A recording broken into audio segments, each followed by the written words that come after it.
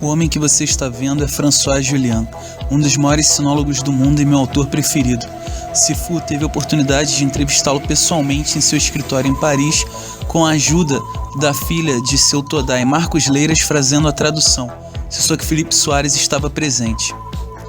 François Julian pôde falar a Sifu em primeira pessoa sobre muitos de seus estudos sobre a cultura clássica chinesa, dentre eles o fundo de imanência, ou seja, esse conceito diz respeito sobre que cada coisa que acontece, enquanto ela acontece no campo do visível, que nós podemos ver, no campo do invisível, uma nova tendência está se formando ao mesmo tempo. Para que possa ficar mais claro sobre esse conceito, vamos tentar olhar para a tradição oral do sistema Wing Chun. Segundo a nossa tradição oral, o templo Shaolin foi consumido pelo fogo, o que a princípio poderia ser uma tragédia. Porém, veja que o incêndio no monastério de Shaolin é algo que acontece no campo do invisível, ou seja, todos nós podemos ver, mas não sabemos de onde veio, porque afinal só conseguimos enxergar o início visível, ou seja, o fogo começando. Porém, para algo acontecer, muito antes uma tendência estava para se manifestar. Por isso, para o mestre em Kung Fu, é muito importante saber olhar não só o que é visível, mas também o que é invisível, ou seja, o fundo de imanência de uma ação.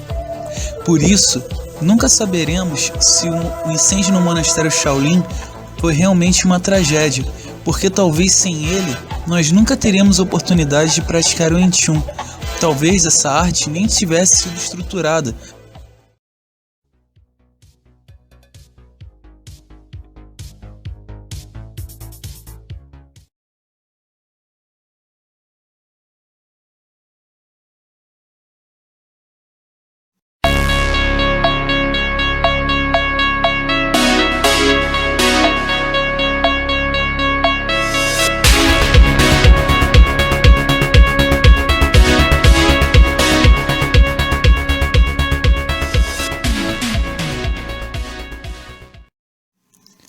Falando em tragédias, o ano de 2010 para mim foi bem difícil.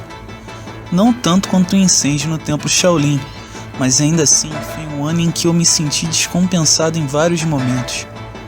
Estamos agora vendo as dependências do antigo Mocum da Barra, e posso me lembrar como se fosse hoje, de quando tivemos um evento em outubro daquele ano e eu estava muito mal. Realmente eram momentos de vida em que eu não sabia o que fazer, para onde ir ou o que pensar. Foi quando, na varanda desse Mocum, tive a oportunidade de conversar com meu Sicum. E num final de tarde, olhando para o horizonte, como numa cena de um filme, pude ouvir de Sicum a seguinte pergunta: Tiago, como você imagina que seria um seu Mocum? Depois ele completou dizendo que achava que eu ia me dar bem se abrisse o Mocum. Eu levava jeito.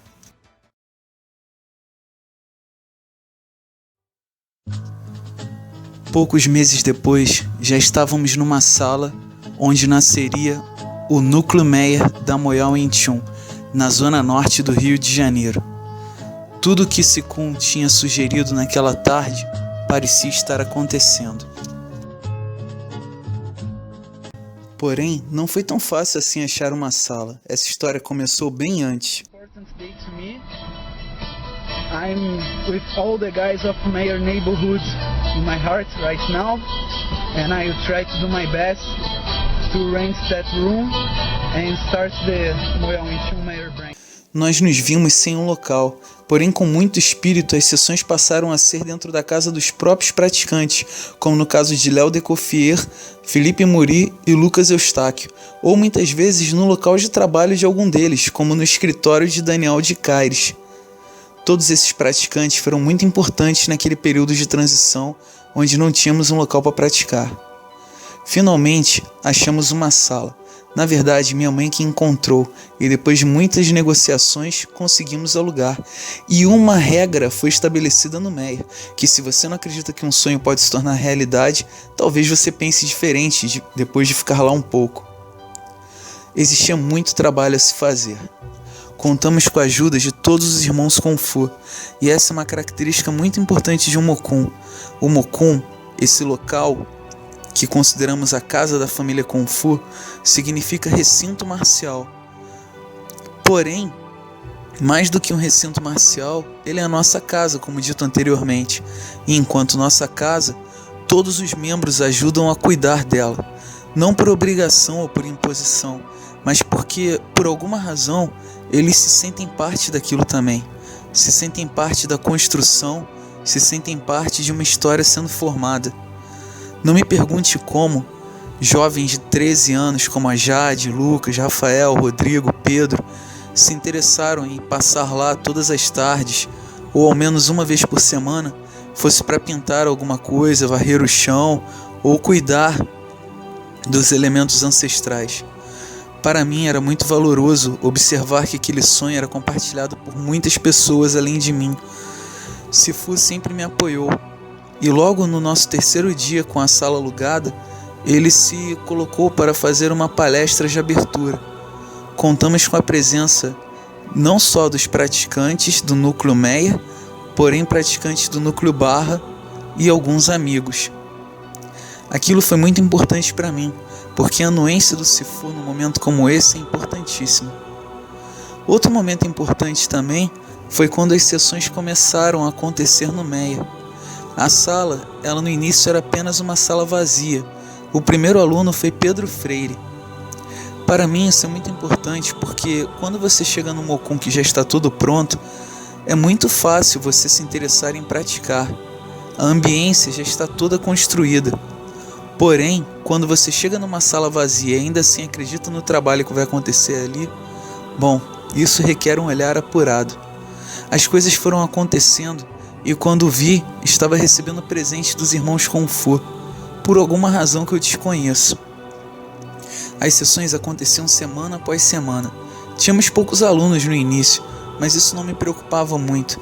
Por alguma razão, eu acreditava não só no que eu sentia, mas também na visão de Sifu e de Sikun a respeito do futuro do núcleo Meia. Acredito que a melhor dica que eu possa dar para você que pretende abrir uma escola de artes marciais e dirigir esse local é que você coloque o coração à frente de tudo que você fizer. Você coloque o coração à frente de cada palavra que você disser, porque mesmo quando você tomar uma decisão ou disser algo equivocadamente, as pessoas continuarão acreditando em você, pois elas saberão bem no fundo que tudo que você queria era o melhor para o local e para o grupo. Por isso, não fará diferença se você tem um local bom, um local não tão bom, ou mesmo se você tem um local. Porque fazendo tudo com o coração, as pessoas se sentirão impelidas a fazerem parte do seu sonho e perceberão talvez que aquele pode ser um sonho de todos e não apenas seu. Bom, encerramos aqui mais um episódio do nosso programa, mas eu espero que com esse novo episódio você tenha conseguido contemplar algo além do soco e do chute quando se trata de artes marciais chinesas. Lembre-se que toda quinta-feira teremos um novo episódio de Cultura Wing Chun. Vejo você no próximo programa.